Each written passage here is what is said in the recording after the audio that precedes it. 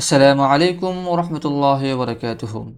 নামাজে আমরা প্রতিদিনই কিছু গুরুত্বপূর্ণ সূরা পড়ে থাকি, কিন্তু অনেক সময় এগুলো সঠিকভাবে শিখে পড়া হয় না।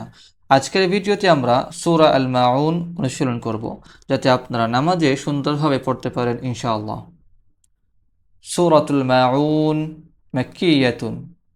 বিসমিল্লাহির রহমানির রহিম।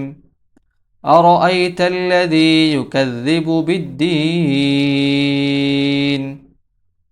أرأيت الذي يكذب بالدين فذلك الذي يدع اليتيم فذلك الذي يدع اليتيم ولا يحض على طعام المسكين ولا يحض على طعام المسكين فويل للمصلين فويل للمصلين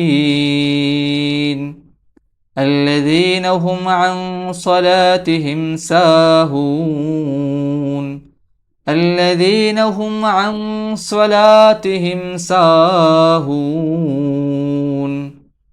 الذين هم يراءون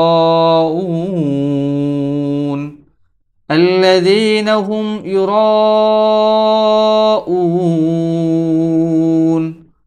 ويمنعون الماعون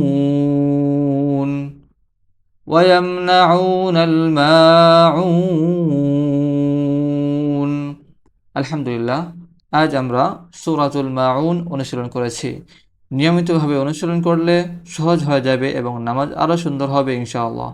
আশা করি আপনারা সবাই নিয়মিত অনুশীলন করবেন। আল্লাহ তাআলা আমাদের সঠিকভাবে কোরআন তেলাওয়াত করার তৌফিক দান করুন। আমিন।